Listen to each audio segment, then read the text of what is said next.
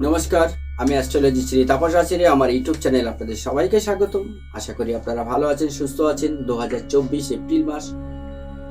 আপনারা ভাবছেন জীবনে আর কবে সুখীর মুখ দেখব। সুখ দেখতে দেখতেই তো 40 বছর পার হয়ে গেল। যদি জীবনে কারোর কিছু উন্নতি হয়, সে একমাত্র কর্কট রাশির হয়। তার কারণ কি? কর্কট রাশি জাতকদের কিন্তু একটু লেটে হয় উন্নতি। কারণ কি? কর্কট রাশি জাতক বা জাতিকাদের কিন্তু দারুণ তেজস্ব, আবার মায়াবী, ঠিক শুকনো ঝুনো নারকলের মতন। উপরটা দেখে মানুষ বিচার করে, ভেতরটা দেখে না। যার জন্য তো আপনাদের মনের ভেতরে কিন্তু প্রচুর কষ্ট।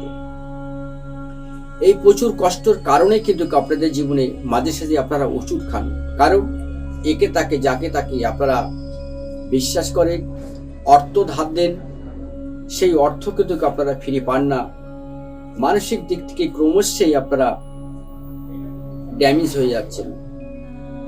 তার কারণ কর্কট রাশির অধিপতি গ্রহ যিনি, তিনি হলেন চন্দ্র।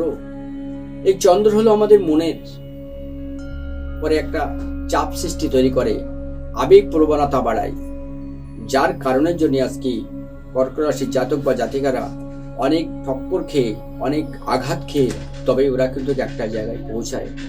আপনারা যদি আরাধ্য দেবী শিব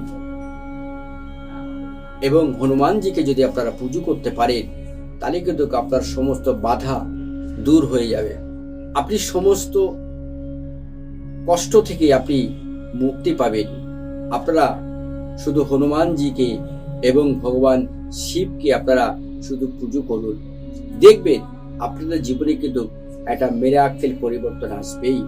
আপনারা সঠিক সিদ্ধান্ত নিয়ে চলুন, দেখবেন আপনাদের জীবনে কিন্তু উন্নতি আছেই। এটা আমি বলতে পারি, অলপ করে বলতে পারি। কর্কট রাশির জাতক বা জাতিকাদের কিন্তু দারুণ উন্নতি সামনে। তবে আজকে এই পর্যন্ত। নমস্কার, সবাই ভালো থাকুন, সুস্থ থাকুন।